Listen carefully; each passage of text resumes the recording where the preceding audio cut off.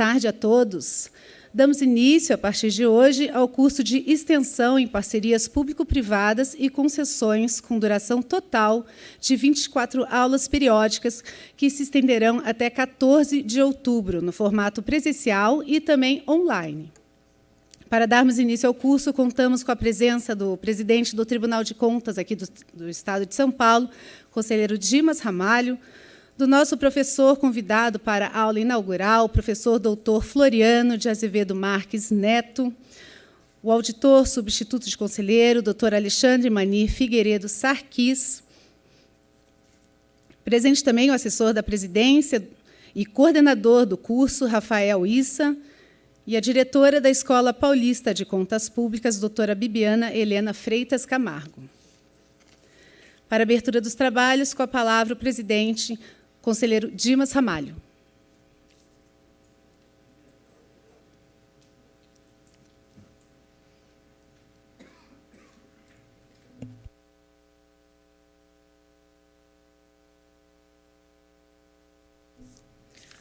Boa tarde a todos. Antes do presidente fazer uma saudação, ele pediu para eu falar brevemente sobre o curso. Esse curso foi uma ideia que veio da presidência, juntamente com a SDG, para capacitar os nossos servidores na área de PPPs e concessões. A gente tem aqui instituído na casa um núcleo, na EC, que é o núcleo de engenharia, mas a gente sentia falta de ter uma capacitação multidisciplinar, que focasse vários aspectos, não só de engenharia, focasse aspectos de economia, aspectos jurídicos, e esse curso foi pensado nesse sentido, para dar uma visão bastante abrangente.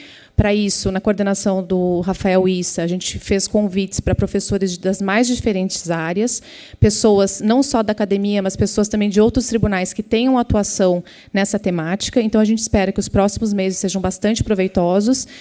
Fizemos a opção de um curso híbrido, alguns encontros presenciais e a maioria deles online, e com inscrição prévia. Então, a ideia é que esse grupo de servidores que estejam aqui estejam dedicados os próximos meses nessa temática, e, posteriormente, a cada aula, a gente disponibilizará para o restante da casa esse conteúdo, para que eles também possam fazer o acompanhamento. Os servidores que aqui estão foram todos devidamente autorizados pelas suas chefias, e é um investimento do tribunal em vocês, nessa capacitação, nessa importante temática. Passo a palavra ao presidente para a abertura dos trabalhos. Boa tarde.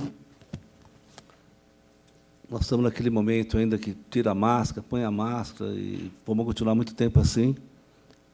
Aqui no tribunal, nós voltamos a usar máscara, porque, enfim, porque, não obstante, nós tenhamos um Covid, digamos assim, menos grave, né, se é que podemos dizer isso, por causa da vacina, etc.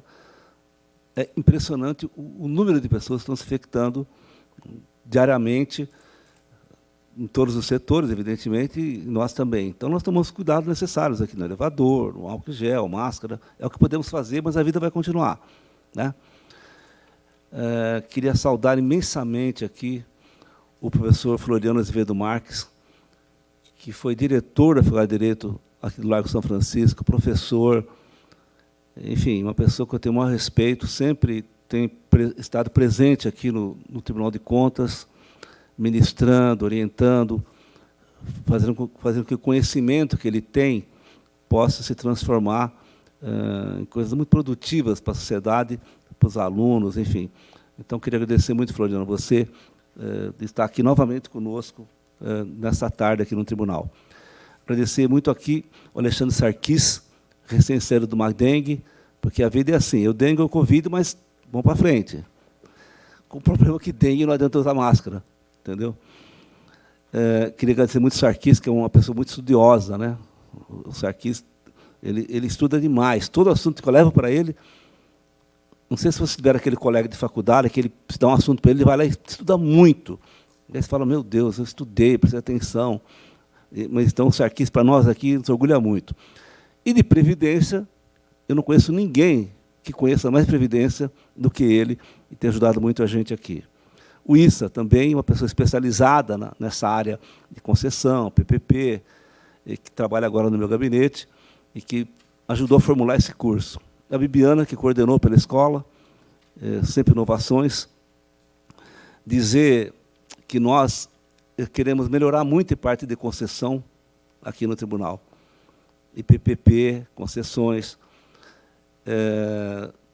Porque, por mais que você estude, por mais que você avance nessa questão, a vida avança mais rápido do que a nossa capacidade de entender. Então, nós queremos fazer o quê? Capacitar os funcionários, capacitar as pessoas para poderem fazer um bom acompanhamento de concessões. É uma coisa importante, nova, mas tem que ter regras, tem que ter fiscalização. Então, vai ser um curso muito denso, um curso que vai trazer excelentes resultados para o tribunal. E eu queria dizer que estou muito feliz em poder ajudar a formular e concretizar esse curso. Tudo isso é importante, professor Floriano, professor Sarkis, Issa, mas a realidade que eu vi hoje, agora há pouco, também, nos jornais, né? Nós temos 30 milhões de pessoas passando fome no nosso país. 125 milhões em estado de fome, ou seja, de carência de alimentação. Estou dizendo o que é isso? Porque nós precisamos buscar novas formas de investimento, de crescimento, geração de emprego, de renda. Isso se faz com novos instrumentos jurídicos. E PPP e concessões são alguns possíveis. Então, nós queremos aqui no tribunal sermos muito ativos em relação a isso e muitos presentes. Então, quero agradecer muito a oportunidade de aprender, de participar desse curso, e tenho certeza que nós poderemos fazer um trabalho melhor, nós aqui do tribunal, como órgão de controle externo, e também capacitar as pessoas para acompanhar as concessões. Nós aqui, Floriano, Sarkis, Issa, todos vocês, nós temos aprofundado muito na questão da transparência, de ferramentas, né? Nós temos aprofundado muito no sentido de tentar fazer nossa fiscalização concomitante com o que acontece, porque não adianta você fiscalizar uma obra pública 10 anos depois, 12 anos depois. Então, acompanhar o gasto público quando ele está acontecendo, e disponibilizando isso na internet. Enfim, mas nós estamos sempre aprendendo. Quer dizer, nós entendemos que nós temos que aprender sempre. E esse curso, com certeza, nós vamos aprender mais. Quero agradecer a todos vocês e, com certeza, será muito exitoso para o tribunal e para a sociedade. Muito obrigado.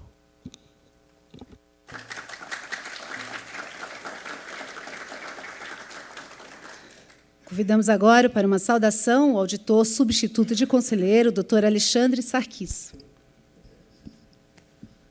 Boa tarde a todos. A minha saudação é realmente muito rápida, né? Tendo em vista já tudo que o doutor Dimas, nosso presidente, já falou, não tem mais nada a acrescentar, mas eu gostaria de saudar ao Rafael Issa, que é um estudioso, estou orgulhoso do resultado que você chegou, e eu vou estar sentado aí com vocês, não para intrometer, como eu estou fazendo agora, mas para aprender, né?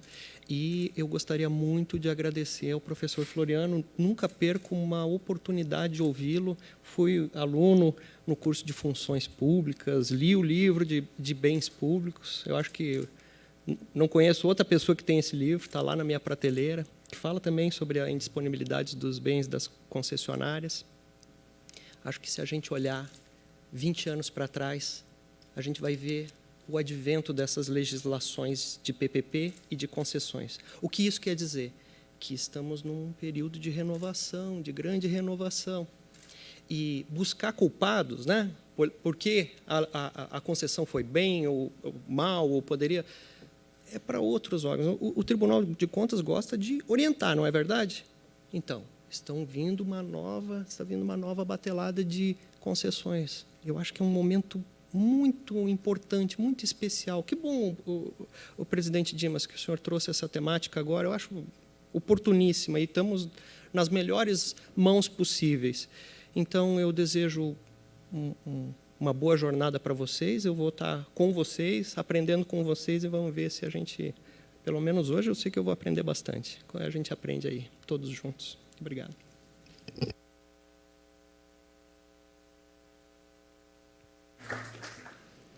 Com a palavra agora o assessor de gabinete, doutor Rafael Issa.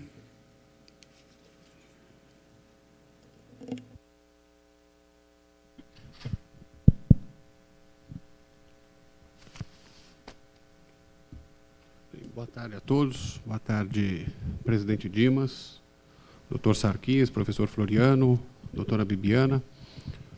É uma grande alegria receber a todos aqui. Nós teremos, né, hoje o início do curso, né, primeiros dias, né, serão de aspectos jurídicos. O curso foi montado, como a doutora Bibiana comentou, para abordar vários aspectos das concessões PPPs, justamente por serem objetos complexos que têm aspectos técnicos, jurídicos, econômicos, financeiros, e todos estes nós pretendemos que sejam abordados ao longo das 24 aulas.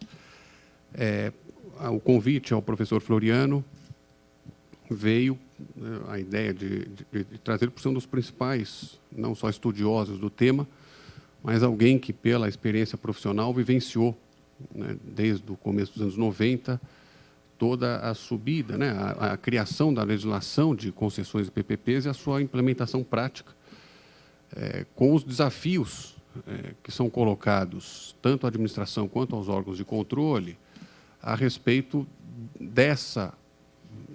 desse tipo de contrato específico e especial, que tem uma série de peculiaridades em relação aos contratos tradicionais os contratos administrativos tradicionais da Lei 8666 ou da nova 14133. Então, por essa razão que nós convidamos, e o professor gentilmente aceitou vir aqui para conversar conosco. E essa primeira aula é justamente para nos situar onde nós estamos, né?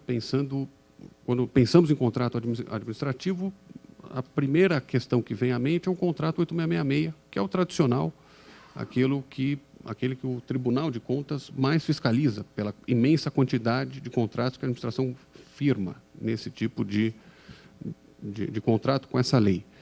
E o professor, né, a ideia de trazê-lo é para apontar as diferentes lógicas entre o contrato tradicional e os contratos de concessão e PPP.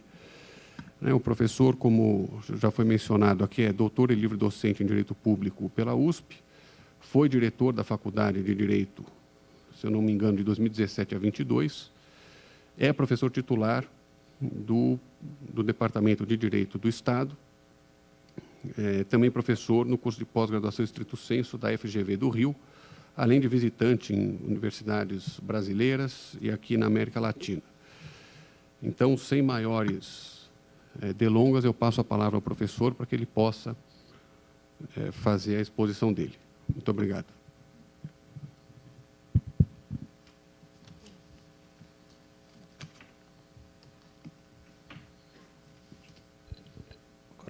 Agora sim. Boa tarde a todos e todas.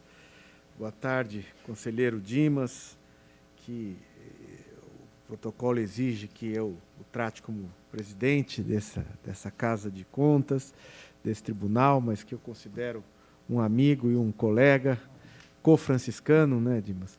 E isso nos faz pertencer a uma mesma comunidade. Alexandre Sarquis, Bibiana, Rafael Issa. O Rafael Issa fez mestrado e doutorado comigo e está fazendo pós-doc com você. Então, nós estamos aqui hermanados na trajetória desse já não tão jovem, né, Rafael? Mas desse meu antigo aluno que eu admiro muito e que me fez, em nome do tribunal, em nome do conselheiro Dimas, o convite.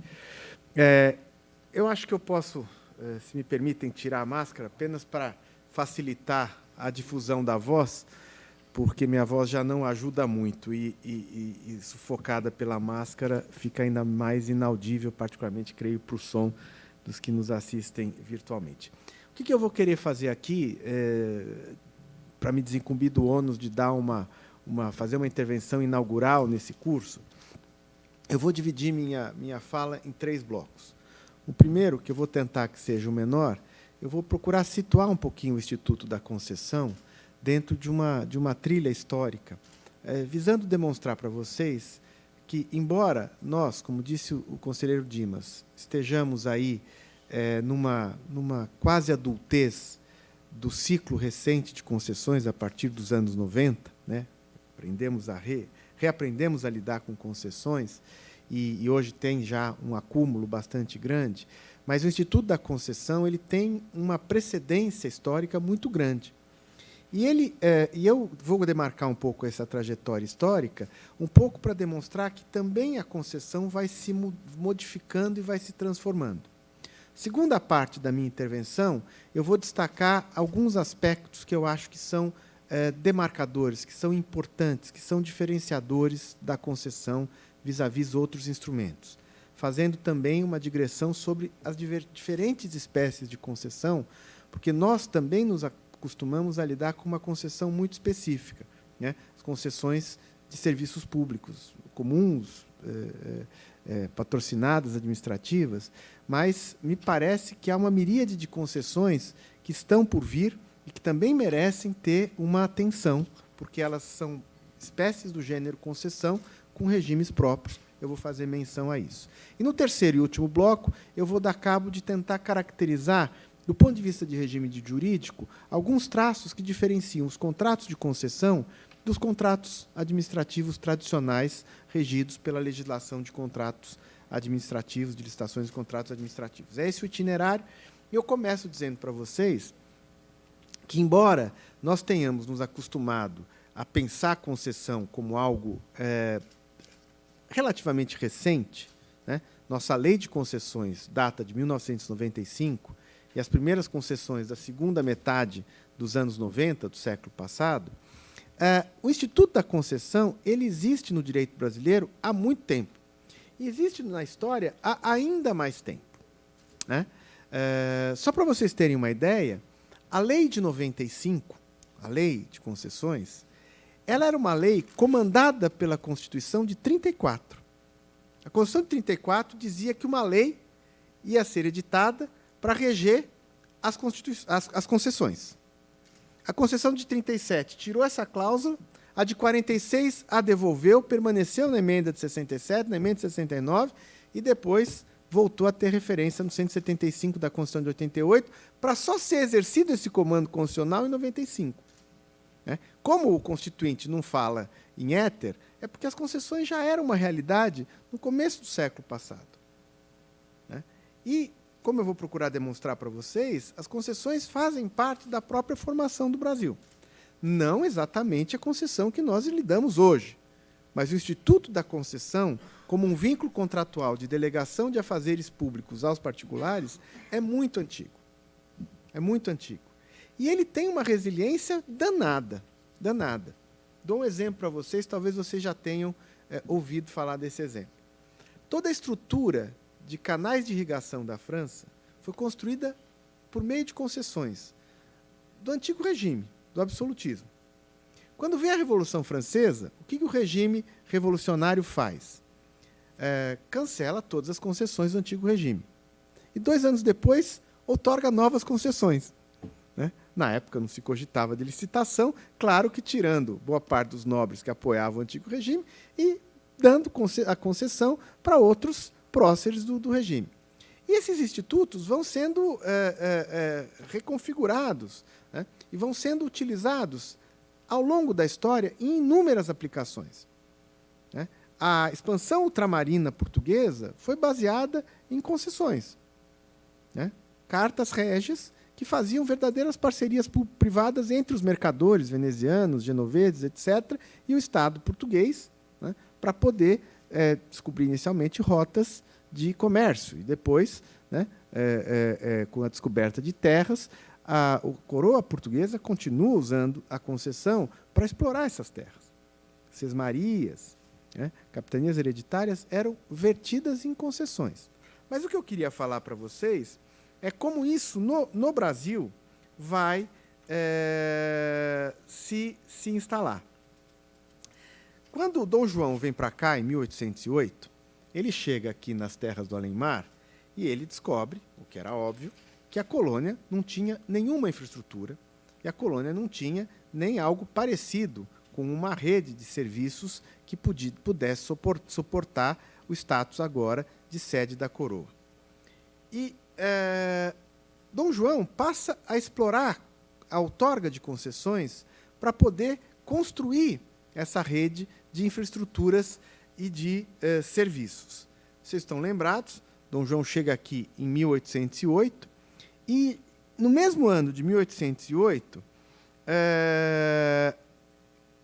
Dom João outorga a concessão de uma mina e da infraestrutura para a exploração da mina em Minas Gerais, para um apaniguado dele. Alguns anos depois, ele estabelece, em 1816, a primeira concessão do que nós chamaríamos de serviço público, a concessão de estradas no interior de Minas por 10 anos. Isso em 1816. Em 17, outorga a concessão de navegação dentro da Baía de Guanabara, né, para prestação do translado entre a ilha e o continente. E, em 1817, há vários outros, mas há um decreto de concessão que eu acho peculiar, porque ele já demonstra um pouco a natureza dessa outorga. Em 1817, Dom João outorga a concessão do transporte entre Rio de Janeiro e Petrópolis por coches, aquelas carruagens, regrando horário, tipo de coche, obrigação de levar mala postal, né, itinerário e custo. Ou seja, algo como uma concessão de serviço público, né, de transporte. Em 1817. Isso vai prosseguir ao longo da história, em vários sentidos. Não vou ficar aqui dando exemplos históricos, essa parte é preliminar, concessões de navegação interna, navegação de cabotagem, concessão de portos, concessão de ferrovias, até que nós chegamos, e aí eu acho importante situar, as concessões urbanas. E elas vão começar pelas concessões de eletrificação, geração de energia elétrica e iluminação pública, e a concessão, na sequência, a partir da emergência da energia elétrica, de bondes, de transporte por bondes de tração elétrica. E por que eu dou esse exemplo? Porque há um protagonista empresarial que a pesquisa demonstra isso. Se vocês quiserem, eu tenho algumas páginas sobre isso no meu livro de concessões, cuja atuação vai inaugurar e consolidar boa parte dos conceitos e instrumentos jurídicos que até hoje disciplinam a nossa concessão de serviços públicos. Me refiro à Light. A Light tinha uma característica muito interessante. Vocês todos já devem ter ouvido falar da Light, né? Que era uma empresa anglo-canadense que explorava public utilities no Brasil. E ela era tão poderosa, tão gigantesca, que ela sambarcava boa parte da cultura jurídica. Para vocês terem uma ideia, o consultor jurídico da Light no começo do século passado era ninguém mesmo que Rui Barbosa. Né? Depois Miguel Reale, mais à frente, Laerte Tostes, etc. E uma série de pressupostos das concessões, por exemplo, a exclusividade do concessionário, a interdição à competição, o regime tarifário, né, a natureza dos bens, foi constituída a partir dos debates que tinham como protagonista a Light. E no município de São Paulo, muito interessante, historicamente, porque esses temas eram discutidos, Rafael, no embate entre os advogados da Light e o corpo jurídico do departamento jurídico da Prefeitura de São Paulo. Meirelles Teixeira, Oswaldo Aranha Bandeiro de Melo. Nesse embate, surgiram os debates e se consolidou a jurisprudência que demarcou o primeiro ciclo de concessões propriamente dita do século passado. E a mesma coisa aqui em São Paulo se manifestava em algo que vai surgir no começo desse século, do ponto de vista do direito positivo, mas que existia antes, né? Que eram parcerias público-privadas para instalar infraestruturas. Querem um exemplo de uma parceria público-privada para instalar infraestrutura? Viaduto do Chá. Viaduto do Chá foi feito por uma PPP. Depois encampada pelo município, porque os munícipes achavam muito cara a tarifa de pedágio urbano que se cobrava para trafegar pelo Viaduto do Chá. O sujeito que constrói, na verdade, ele importa o Viaduto do Chá pronto da Inglaterra, estruturas de ferro, né, como o viaduto Santa Efigênia também é importado, ele importa e instala, né, uma passagem, né, por sobre o Vale do Chá, o Vale do Anhangabaú, uma chácara de cultivo de chá, que transformava, né, o transporte bem mais simples, porque você, para cruzar antes do viaduto do Chá, você tinha que descer a ladeira do Pix e subir a ladeira do outro lado, né? Chamava-se ladeira do Pix, agora, já há muito tempo chamado de ladeira 11 de agosto, porque dizia-se que há controvérsias, mas que os burros tinham que afastar e sair no trote rápido para poder conseguir chegar ao Largo de São Francisco, subindo a ladeira íngreme e barrenta. Mas o fato é que esses institutos foram sendo construídos, olhem que interessante, sem uma previsão legal, pela prática dos atos de outorga e dos contratos de concessão e dos debates jurisprudenciais. Fechando esse ciclo, há um livro, claro, difícil de achar, mas muito interessante, que foi publicado pelo José Horácio Meirelles Teixeira, que é um administrativista, diretor jurídico da prefeitura, sobre a regulação tarifária de transportes no município de São Paulo, que é um consolidado, né, uma junção de pareceres, tem 1000 páginas, dos embates que ele travou com a Light. E esse livro do Meirelles Teixeira, a regulação tarifária das utilidades públicas, se não me engano, ele é de uma riqueza, de uma qualidade, de uma atualidade, né? Todo baseado em literatura estrangeira, literatura americana, decisões da Suprema Corte americana, que, quando eu li, me deu a impressão de falar assim, que grande déjà vu esse negócio que a gente está estudando agora, né? E se vocês forem pensar, no começo dos anos 30, e olharem para a exposição de motivos do Haroldo Valadão para o Código de Águas, que depois foi descaracterizado pelo Getúlio para provar o Código de Águas, vocês vão ver que grande parte dos temas que nós lidamos hoje, na regulação, na gestão de contratos de concessão, estavam presentes na literatura, né, dos anos 30, dos anos 20. Depois nós temos um vale, uma hibernação, porque o Estado passa a assumir a prestação de serviços públicos e esse debate perde um pouco de sentido a partir dos anos 50, 60, 70, até que vai retomar com a reliberalização nos anos 90. Então, eu fiz só esse esforço histórico para dizer para vocês que esses problemas com os quais nós lidamos são problemas 2.0 de questões atinentes às concessões desde há muito tempo.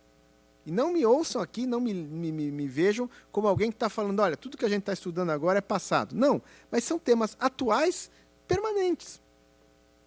Né? Permanentes. E eu faço sempre esse esforço de buscar essa literatura, né, que tirou férias a partir do Temístocles e a partir da inflexão afrancesada que nosso direito fez nos anos 50, porque são extremamente atuais. O que demonstra que os problemas relacionados às concessões são problemas perenes, que têm a ver com o Instituto, mais do que com o acerto ou desacerto de um dispositivo de lei. Pois bem,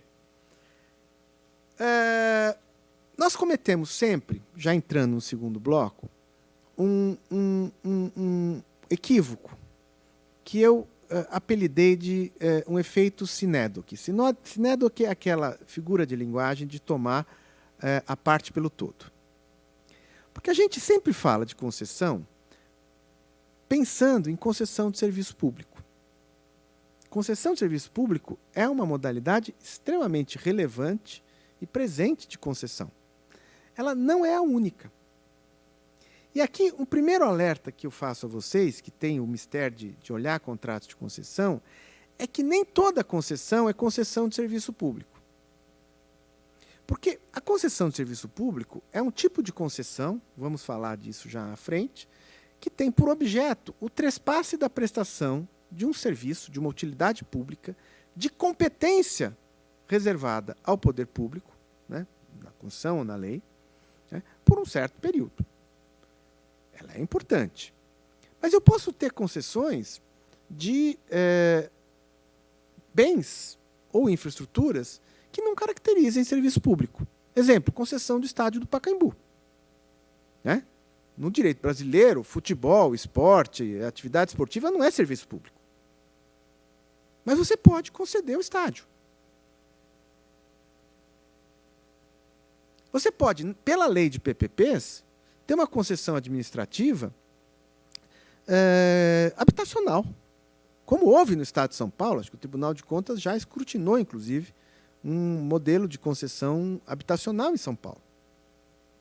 Né?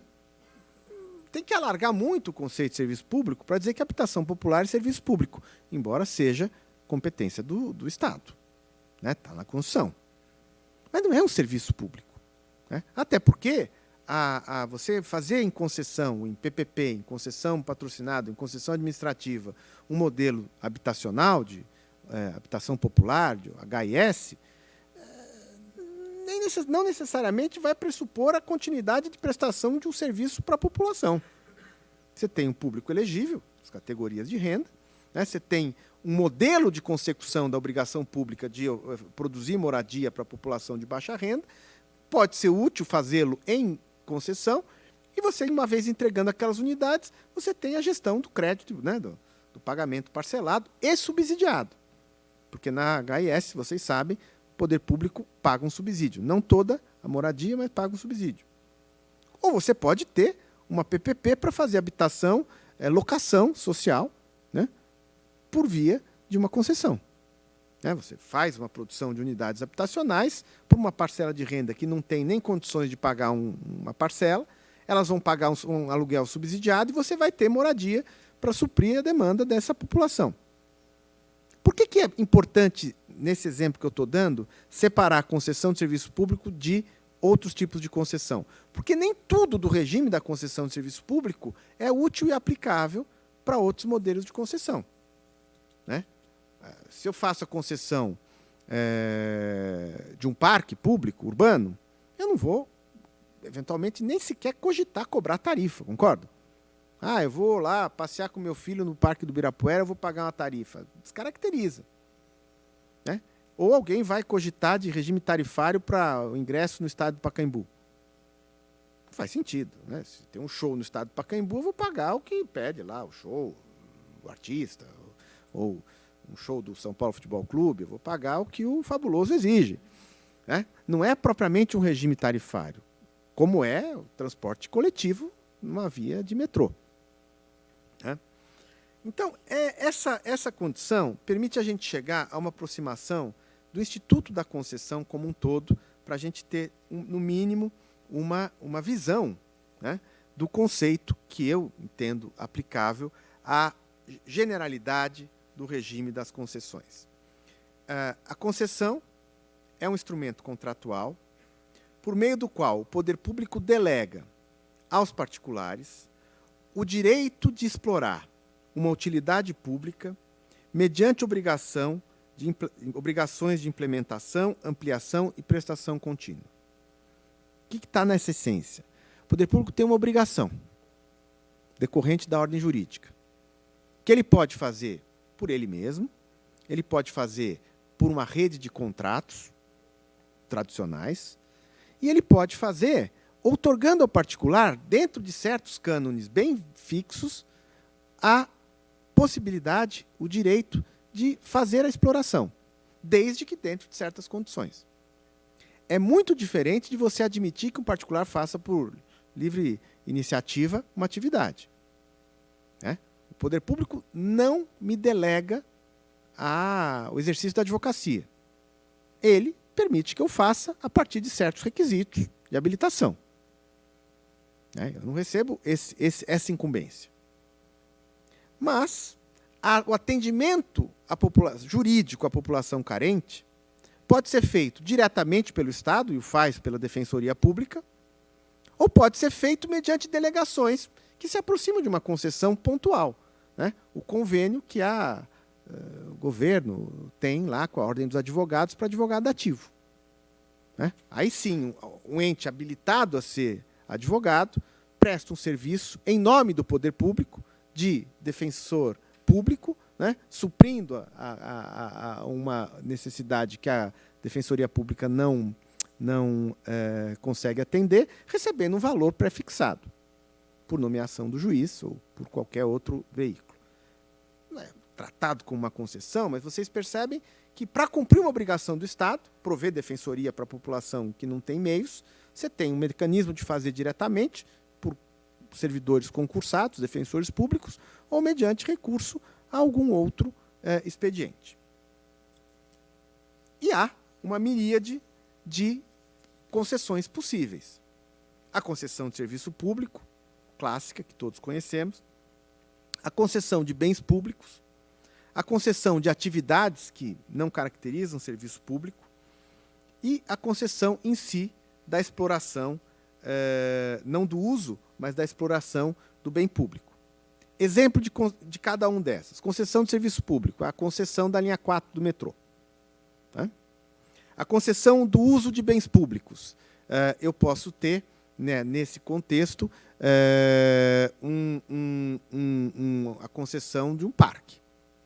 Né? Não existe um serviço público de parque, mas existe um bem público afetado a uma atividade pública que pode ser concedido. Parques urbanos agora são a bola da vez das concessões. Né? Eu posso ter uma concessão de atividade, não é um tema estadual, mas a concessão de exploração de campos de petróleo é uma concessão de uma atividade. Né? E eu posso ter uma concessão de exploração de bem público. Você já deve ter lidado com isso aqui no tribunal, as concessões que o metrô faz daqueles terrenos lindeiros a estações de metrô para shopping center. Né? O shopping metrô Tatuapé, o shopping metrô Itaquera. Né? O metrô é dono daquele terreno, aquele terreno não é público no sentido do Código Civil, mas é público porque foi desapropriado para ser uma infraestrutura de apoio à estação do metrô, e ele concede por um prazo. E essa concessão é uma concessão pela qual o metrô faz receita. O metrô tem lá uma participação no faturamento, coisa que o valha, um valor de uma outorga fixa e um valor variável. É uma concessão. Mas veja, a empresa que é a concessionária do metrô Itaquera, ela não presta serviço público de transporte metropolitano de passageiros, concorda? Isso é outra agente que presta, se é que presta. Ela simplesmente explora a utilidade daquele bem como tal. E nem recebe um bem para uma atividade previamente definida como é o parque. Todos esses modelos, né, eles são espécies de concessão. O que os une? Primeiro, tem natureza contratual. E é um contrato que fixa direitos e obrigações para os particulares. O particular tem alguns direitos decorrentes desse contrato. Mas ele tem obrigações que são contrapostas a este contrato. E nessa perspectiva, este contrato vai ter, em geral, vai ter características muito específicas. Quais são as premissas, as características básicas destes modelos de concessão, se quiserem, desses contratos de concessão? Primeiro, que a concessão vai outorgar ao particular um direito especial, um direito desigual face aos outros particulares em relação a um bem ou utilidade pública. Ou seja, vou dar um exemplo de uma rodovia. Todos aqui, todos nós, temos um direito idêntico, um direito subjetivo idêntico em relação a uma rodovia pública, que é de trafegar por ela. Idêntico e não desigualável. Certo? No direito brasileiro, não conheço nenhum modelo que tenha faixas segregadas para algum tipo de usuário. Né? Tem a lei de trânsito que cria faixas de ônibus, mas em rodovias em geral, todos nós aqui, desde que estejamos embarcados num automóvel, né, conduzindo ou não, temos um direito equânime de trafegar pela rodovia e, se for pedagiada, pagar a tarifa, né, um dever, mas igual para todos. Né? Desigualdade da estrutura tarifária, moto não paga, paga menos, enfim, 3 eixos. Agora, há um particular nessa coletividade que tem um direito especial, porque é o concessionário que tem um direito de aferir receita dali, né? De intervir naquele bem, ele faz melhorias. Tudo isso, esse direito desigual, associado a um plexo de deveres. Então, da mesma forma que ele tem um direito de intervir do pavimento, né? Que se qualquer um de nós resolver abrir um buraco ou tampar um buraco no pavimento, provavelmente a autoridade policial vai nos coibir, né? E vai provavelmente nos imputar o dano ao patrimônio público. O particular tem esse direito. Mas é um direito que ele exerce diretamente relacionado ao quê? A um plexo de obrigações. Né? Então ele arrecada a tarifa, mas ele tem a obrigação de manter a sinalização em ordem, de manter a ambulância, de sinalizar, de reparar o pavimento, se houver um acidente, de retirar os veículos. Não é isso? Mas é um direito desigual, que tangencia, por vezes, até algo muito perto de o que nós convencionamos chamar de poder de polícia. Muito próximo. Vou dar um exemplo. Eu estou vindo com o meu automóvel pela rodovia dos Imigrantes e me atrasei e deu o horário de fechamento da pista da Serra. Um funcionário da concessionária bloqueia a minha passagem, impede que eu siga trafegando, não só para minha segurança, mas porque vai inverter a mão para a operação subida ou descida que seja, e vai me obrigar a ir para uma outra rodovia que eu não queria. Ele é quase um delegatário da autoridade estatal. E normalmente faz isso sem um policial junto. Por quê? Porque ele tem o direito de fazer isso, porque isso está atrelado à obrigação que ele tem de garantir a segurança, porque se ele não bloquear minha passagem, eu vou pegar um caminhão subindo a serra e vou ter um acidente. E para poder cumprir a obrigação dele de manejar operacionalmente aquele eixo rodoviário. Então, é um contrato que, veja, transfere algumas prerrogativas, chamemos assim, desde que e no quanto associadas aos deveres que ele tem. Né? De outro lado, cada concessão, ainda que ela caiba dentro de um regime jurídico próprio, ela vai ter uma especificidade prevista no contrato.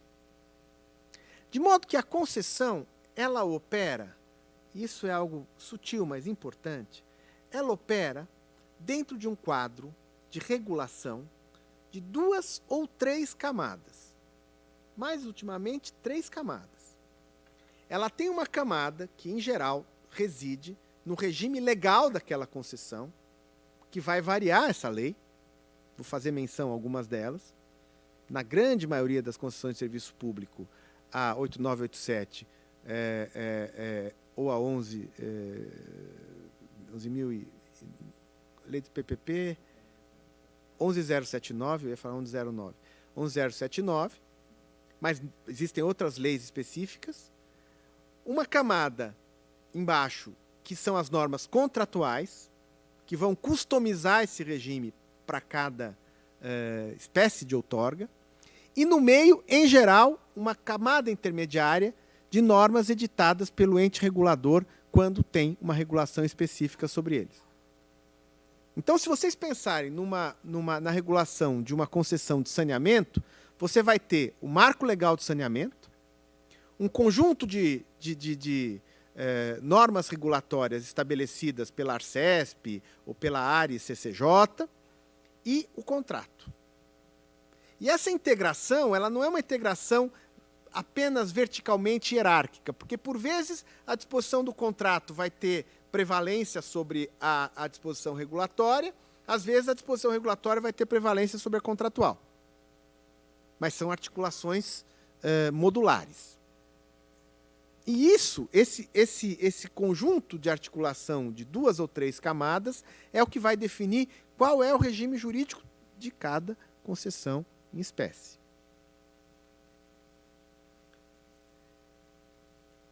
E, por outro lado, a concessão permite envolver e engajar particulares na consecução de interesses públicos.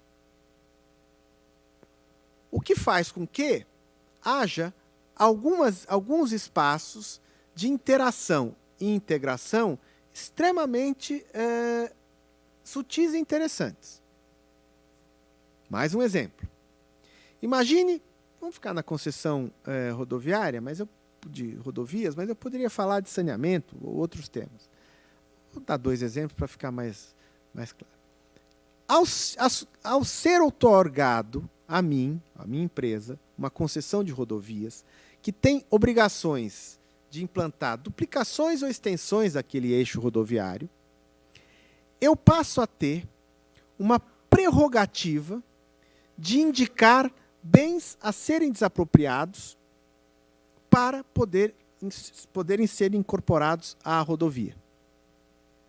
Então, não é que eu vou ter o poder expropriatório, mas eu passo a ter a prerrogativa de indicar, conforme o meu projeto, quais bens são necessários para que o poder público edite um decreto expropriatório e eu, ou ajuize o processo expropriatório, a lei de desapropriações, decreto-lei de desapropriações 3335 permite isso, ou que eu negocie com o proprietário a aquisição patrimonial desse bem para incorporar a rodovia.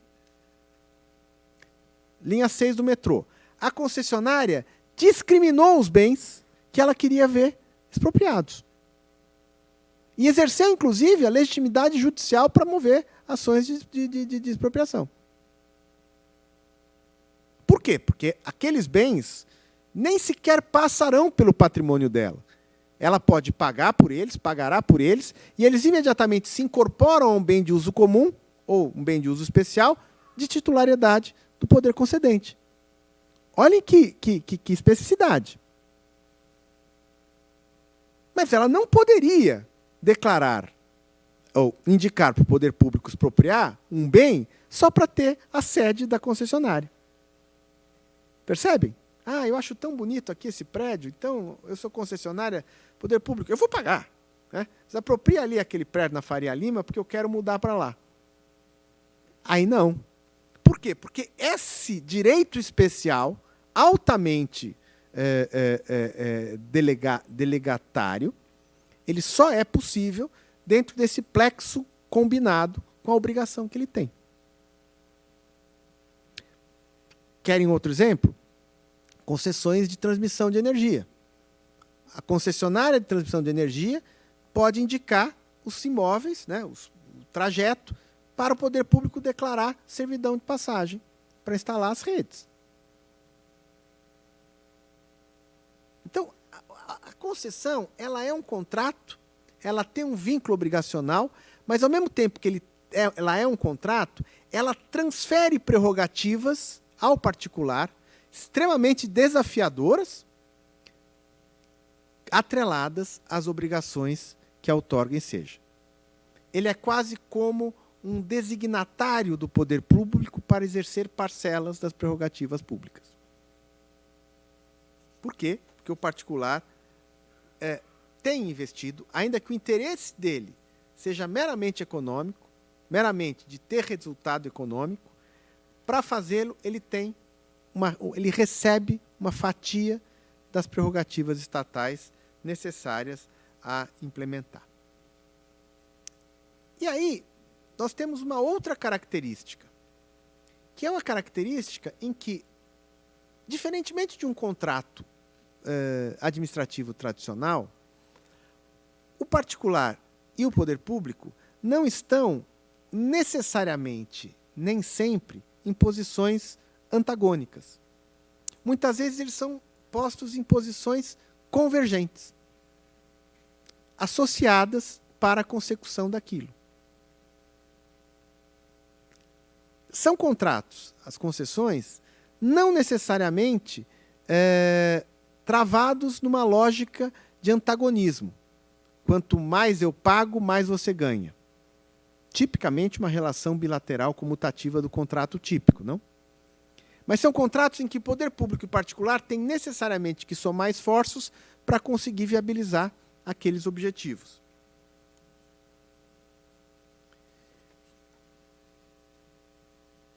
Para além disso, contrato de concessão tem mais uma característica desafiadora. O contrato de concessão, ele envolve não uma relação bilateral, mas uma relação multilateral. Por quê? Porque dele fazem parte não apenas o poder concedente e o concessionário, mas usuários daquela utilidade. Vocês já pararam para pensar, quando olham um contrato de concessão e se deparam com aquela célebre causa dos direitos dos usuários? Eu nunca vi contrato de concessão com assinatura de usuário. Mas ele tem, e tem que ter, muitas vezes, uma longa cláusula estabelecendo direitos dos usuários. Vejam, raramente um contrato de concessão vai ter essa cláusula vertida dos deveres da concessionária para com os usuários. A cláusula é dos direitos dos usuários. Portanto, um ator jurídico, que não é parte do contrato, tem direitos dispostos no ajuste e pode postular por esses direitos em face da concessionária. Por quê? Porque o contrato de concessão é um contrato que transcende o plexo de direitos das partes signatárias. O que permite, na teoria contratual, chamar os contratos de concessão de contratos relacionais. São contratos que dispõem sobre direitos de partes que não são necessariamente integrantes do ajuste contratual, mas têm direitos e obrigações afetados a eles. Quando eu pego a linha 4 do metrô, eu não sou nem poder concedente, nem concessionário. Mas eu integro aquela relação como usuário.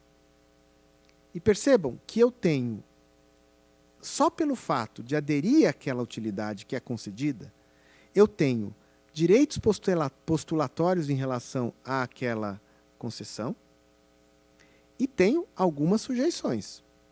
Eu posso, por exemplo, ser reprimido por um agente da concessionária por estar sentado na plataforma, na linha 4 não que tem porta de plataforma, mas em qualquer, balançando o pé antes do trem vir. Né? O funcionário pode chegar lá, meu senhor, ele não é um policial militar. Meu senhor, por favor, o senhor se afaste, porque tem perigo aqui, o senhor, né? Não, mas eu não vou pular. Não, mas o senhor não pode sentar aqui.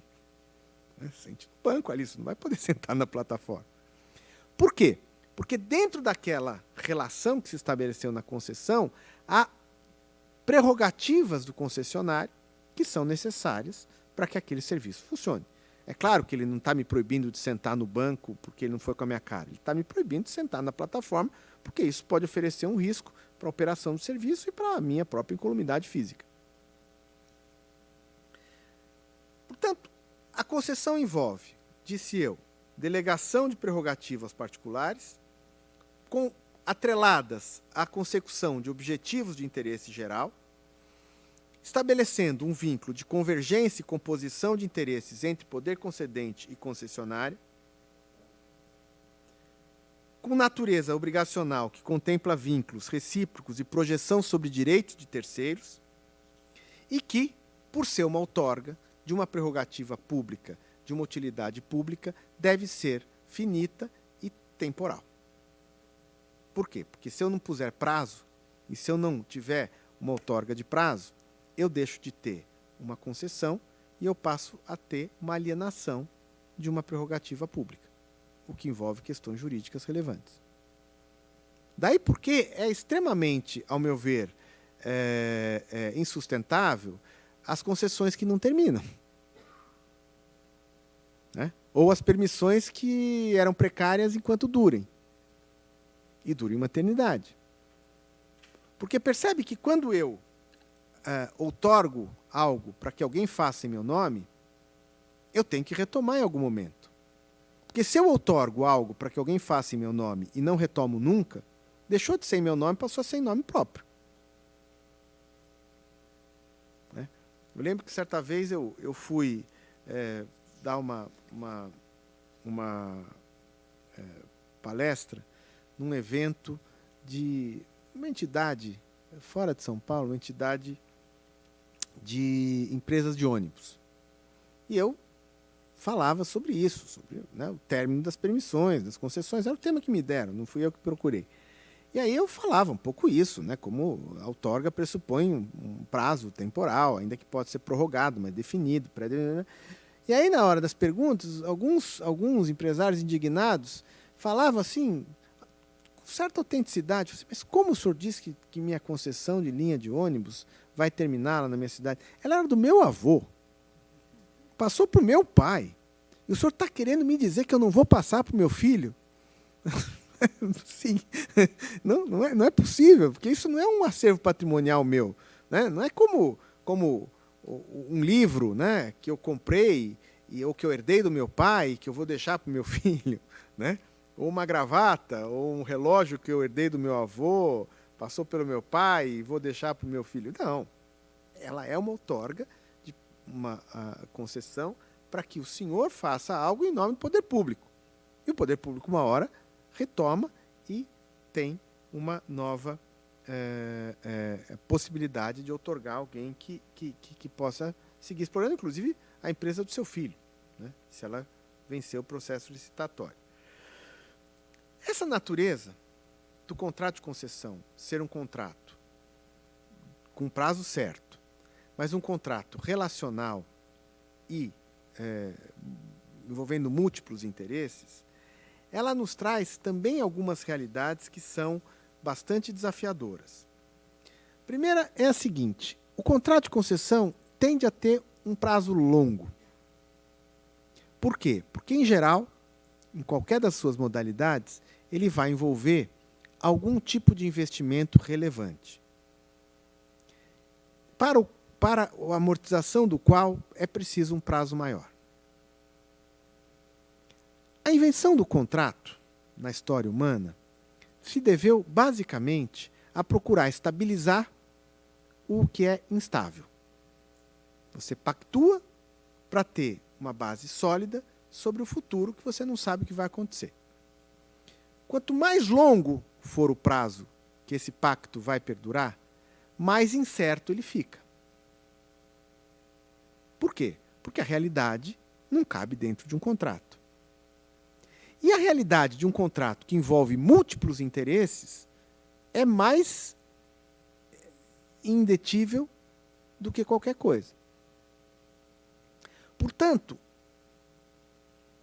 a gente trabalha com a ideia de que o contrato de concessão é um contrato incompleto. E o bom contrato de concessão tem que reger mais como as imprevisões vão ser tratadas do que procurar capturar todas as imprevisões que podem sobrevir. Porque a mente humana não consegue prospectar tudo. Talvez um dia os algoritmos consigam prever com detalhes o futuro. Hoje é impossível, por melhor que seja o contrato. Por quê? Porque o futuro, por definição, é imprevisível. Então, é um contrato que necessariamente vai ter um conjunto grande de incertezas, que se afirmam ainda mais quando eu lembro que ele é um contrato relacional, que envolve relações que não são condizíveis apenas àquelas partes que o travam, que o firmam. Portanto, ele tem essa característica de ser um contrato muito dúctil. E o bom contrato, insisto, ele prevê mais como as coisas vão ser tratadas do que exatamente, de maneira rígida, tudo que vai ocorrer e o provimento, a decorrência dessa ocorrência. São inúmeros os regimes aplicáveis às concessões. Nós temos, trabalhamos bastante já com ela, todos vocês, a Lei 8987, 95, e a 9074, né, que é a Lei de PPP. Perdão, a Lei de 9074, que é a lei que complementou e alterou a 8987.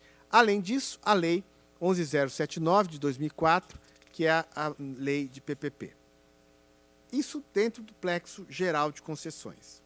Além disso, convivem no nosso ordenamento, vou fazer passagem muito rápida, as concessões de linhas aéreas, a Lei 7565 de 86, as concessões de radiodifusão, a Lei 4117 de 62, as concessões portuárias, Lei 12815 de 2013, as concessões de telecomunicações, que é a 9072 de 97,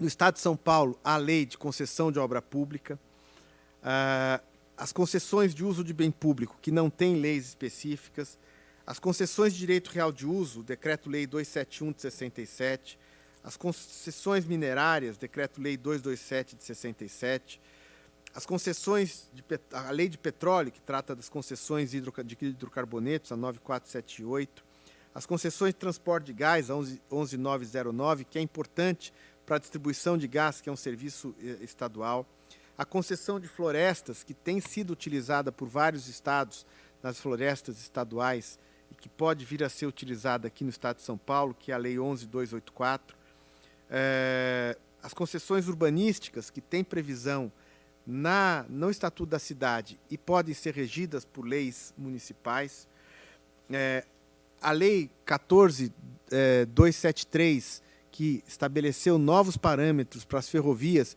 e que hoje tem sido utilizada por estados para fazer outorgas de concessões em âmbito estadual, né? Então, há uma miríade muito vasta de leis disciplinando concessões específicas. Aonde eu quero chegar, e com isso eu entro na terceira e última parte dessa minha conversa aqui. Não há um equívoco maior do que tentar fazer a quadratura do círculo de colocar as concessões dentro do regime estreito da 8666 ou da 14133. Floriano, você está dizendo que não é possível aplicar alguma coisa da Lei Geral de Contratações Administrativas nas concessões? Não. Ela pode ser usada de forma subsidiária ou até pode ser usada de forma analógica. Mas o regime dos contratos tratados na Lei 8666, 14133 e na Lei 8987 tem distinções que precisam sempre ser postas em vista, né? E eu trouxe para vocês aqui 12 delas, que eu acho que dão uma panorâmica dessas distinções e que muitas vezes indicam equívocos de análise e equívocos de gestão do contrato, né, pelos poderes concedentes, pelos órgãos de controle e pelos próprios particulares que não levam a um fim venturoso. Primeiro, o contrato administrativo típico é predominantemente comutativo. O que é um contrato comutativo? Um contrato em que as obrigações são diretamente contrapostas. Se eu tenho um contrato administrativo para a administração comprar óculos para os estudantes, né, quanto mais caro for o óculos, mais o poder público vai desembolsar. Quanto mais rigorosas forem as exigências de especificação desse óculos, mais o particular vai ter custos. Quanto menores forem os prazos para a entrega do óculos, mais difícil será para o particular. Certo? O contrato de concessões, ele não é comutativo. Como eu falava, ele é relacional. Poder público e concedente estão, em geral, em condições iguais. Muitas vezes, poder público e concessionário estão em posições idênticas, antagônicas à do usuário.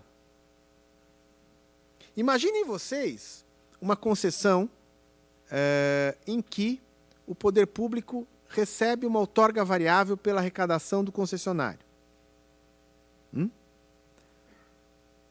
O aumento da tarifa interessa é compatível com o interesse arrecadatório do poder público. E não é interessante para o usuário. Interessa para o concessionário, interessa para o poder público, que nesse particular é seu sócio, e não interessa para o usuário. E pode ser controlado, ainda que você não esteja defendendo o interesse da administração. Porque tem o interesse de um terceiro, que é importante, né? Que é transcendente, é o interesse da pessoa jurídica Estado, que está envolvida nesse contrato. Enquanto que, se eu tiver uma majoração indevida de um contrato administrativo típico, eu vou defender a invalidação dessa majoração ilícita e vou defender o poder público, não é isso? Esqueçam interesses venais. Poder público, pessoa jurídica de direito público, tem interesse de pagar menos. Mas não tem interesse de arrecadar menos. Então, primeira diferença, contrato administrativo típico tem natureza predominantemente comutativa, contrato de concessão tem natureza relacional. Segunda característica, o contrato administrativo típico é predominantemente estático. Você pactua e aquilo tem que ser rigidamente cumprido. O contrato de concessão, ele é dinâmico. É impossível tornar estáticas as regras. Porque ao longo de 10, 15, 20, 30 anos, essas regras serão necessariamente superadas.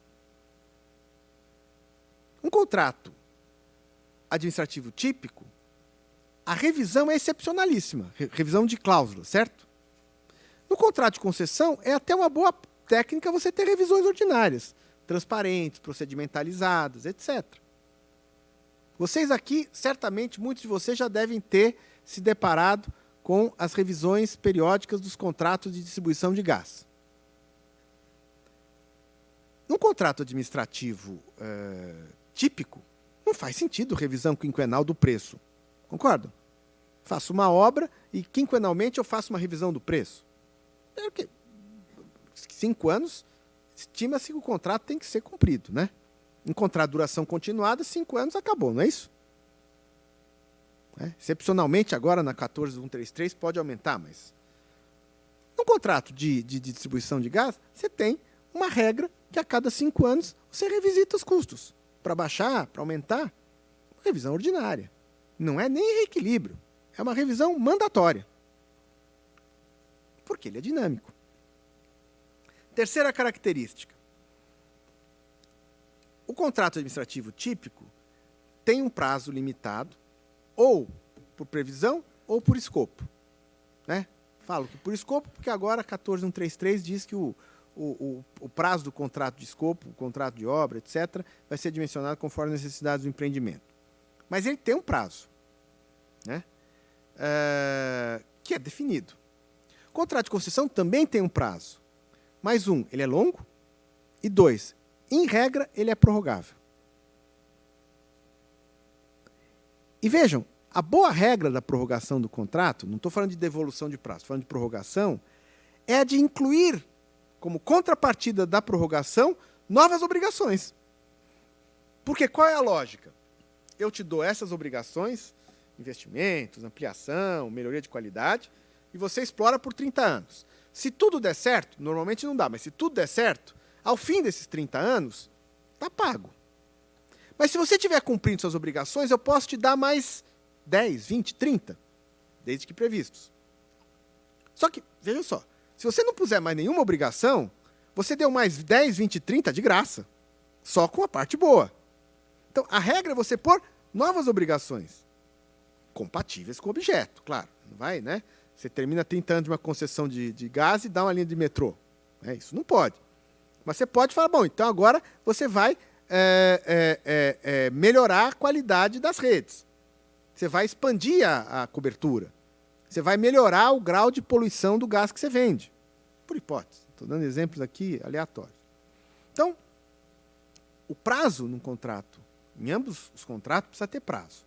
Mas o contrato de concessão, ele é um prazo muito mais cambiável, pressupondo alguns expedientes que o contrato administrativo típico não admite. Quarta característica. No contrato administrativo típico, os riscos do particular são mais definidos, são mais precisos e, em geral, o particular no contrato administrativo típico assume riscos menores. Porque ele tem menores prerrogativas de gestão. No contrato de concessão, você tem uma maior transferência de riscos. E, aliás, a possibilidade de maior transferência de riscos é uma das características que indica o cabimento ou descabimento de uma concessão em detrimento de um contrato típico. E por que eu transfiro mais risco? Porque em certas circunstâncias de utilidades concedíveis, eu afiro que é mais interessante passar o risco para o particular porque ele pode manejar melhor. Então, se eu tenho a construção de uma rodovia por empreitada, eu amarro mais e fico com mais risco.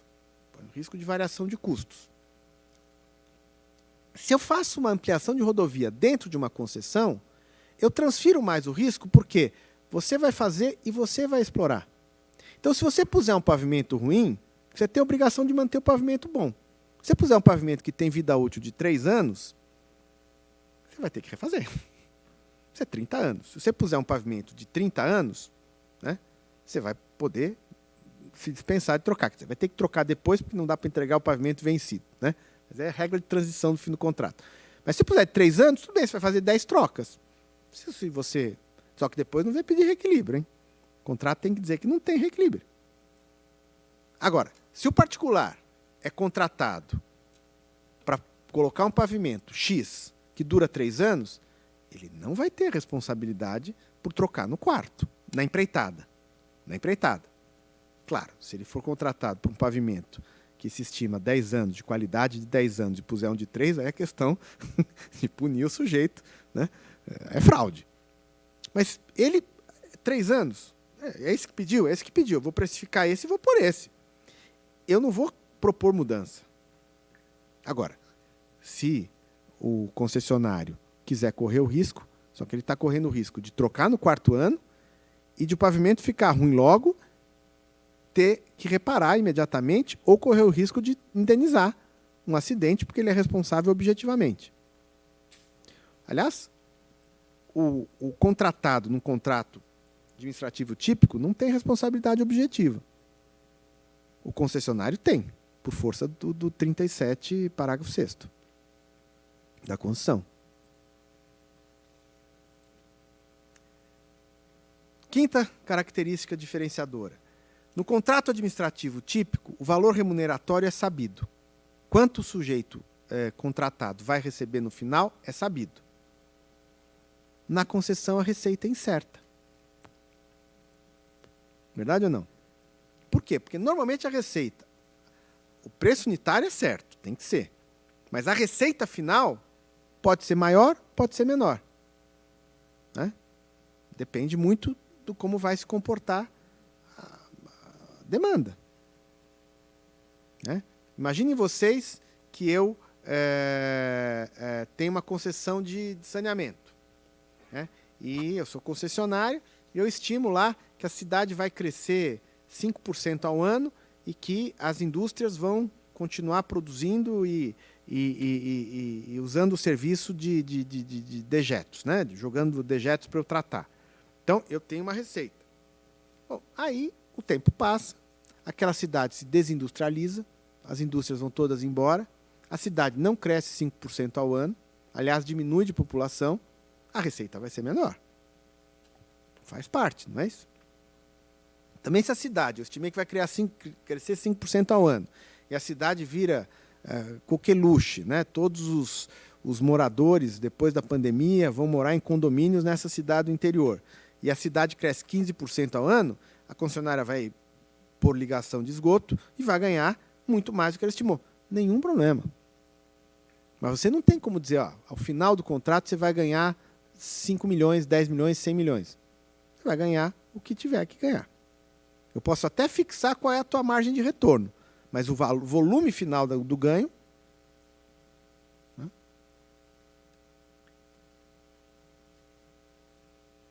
O que faz uma sexta característica, que o lucro no contrato administrativo tradicional, ele é relativamente detectável e sabido. Né? Você tem lá uma estimativa no BDI, pode variar um pouco mais, um pouco menos, mas se variar o lucro muito mais, num contrato administrativo você tem um problema. Possivelmente você vai ter uma indicação de superfaturamento, certo ou não? Pode variar um pouco mais, pode variar um pouco menos, o cara comprou melhor um insumo, tal, mas, né, se tiver o dobro de lucro, aí acendeu luz vermelha, não? No contrato de concessão, o lucro pode ser maior. De repente, por quê? Porque ele conseguiu fazer as obras um bom valor. Ele estimava que ia gastar para desapropriar 100 milhões, mas ele negociou tão bem com os proprietários, né, que ele comprou os terrenos para ampliar, duplicar a estrada por 60 milhões. Faz parte do negócio. Ah, mas ele negociou mal para burro. Né? O jeito era ruim de negócio. Gastou 120. O poder público vai arcar com esses 20? Não. Natural. Né? Sétima característica. No contrato administrativo típico, os custos são previamente definidos. Em geral, se for pensar no exemplo de obra, né, que é a grande concentração dos contratos de típicos, você tem uma planilha de custos mandatória. No contrato de concessão, as despesas não são previamente definidas.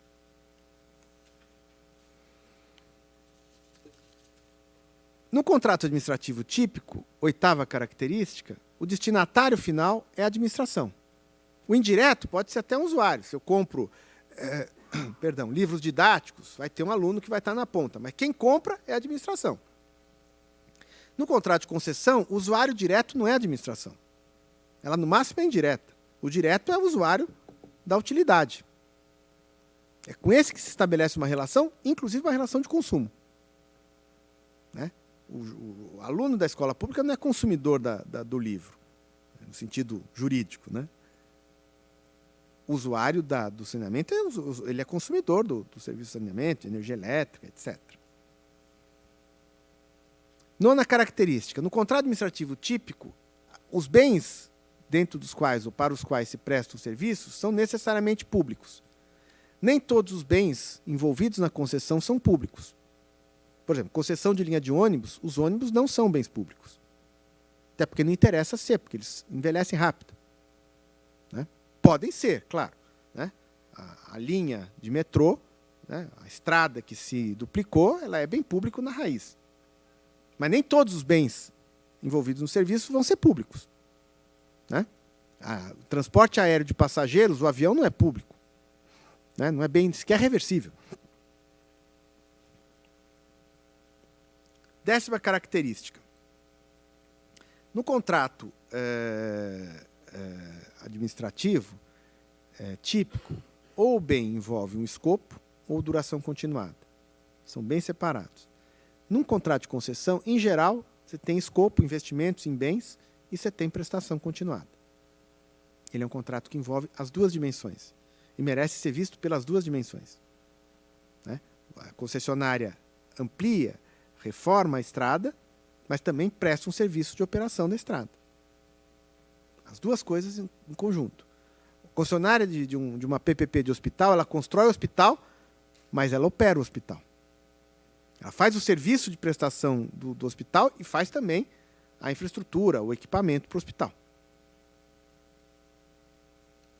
No contrato administrativo típico, é rigorosamente exigido que a administração tenha um projeto. Em alguns casos, concessão integrada, semi-integrada, ele tem que ter uma especificação do projeto.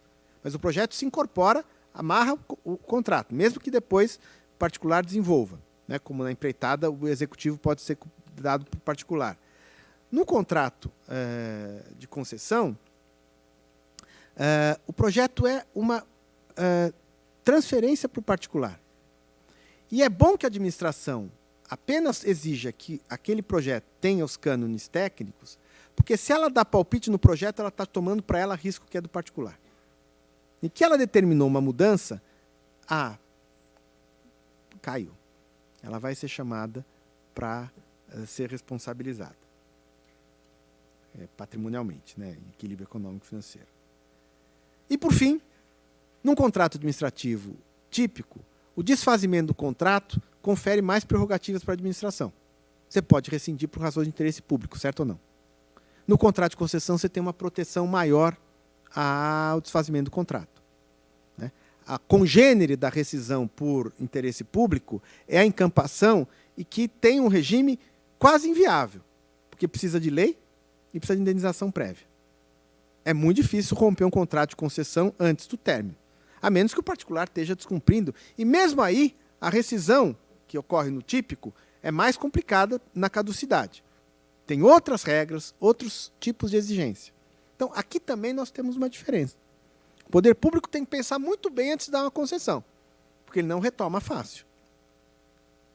Então, ele, quando tem uma decisão de conceder, ele tem que pensar 2 vezes. Enfim, chego ao final para dizer que os modelos de concessão não são melhores, per se, nem piores que os modelos de contratação tradicionais. Cada um é utilizável, é útil para algumas coisas. O que não dá é para a gente manejar concessões como se contratos típicos fossem. E uma última palavra que eu acho que fecha com o que eu falei no começo, não é porque a concessão ela é já muito antiga, como eu quis demonstrar no começo, que tudo esteja sabido. Porque pela natureza, que eu tive vontade aqui, e espero ter conseguido demonstrar, a natureza cambiante dessa concessão, ela permite que a cada contrato a gente aprenda algo novo. Esse é o desafio que eu acho que vocês vão ter que enfrentar nesse curso. Muito obrigado.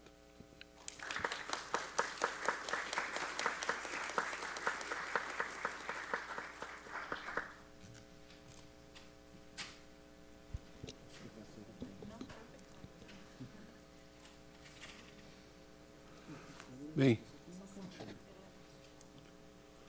as considerações do professor, como esperado, né, são sempre muito relevantes e nos trazem não só muitos ensinamentos, como reflexões importantes a respeito do Instituto da Concessão, da forma como ele é tratado no Brasil, e além de trazer essa distinção entre o contrato administrativo tradicional e o contrato de concessão, o professor também nos trouxe um panorama geral que já serve também como introdução a outros aspectos que nós vamos analisar aqui no curso, que é de haver vários tipos de concessão, todas elas regulamentadas por contratos, mas que têm, portanto, suas características próprias e suas peculiaridades, né, que nos colocam, então, diante do desafio de conhecer cada uma dessas concessões e das suas características.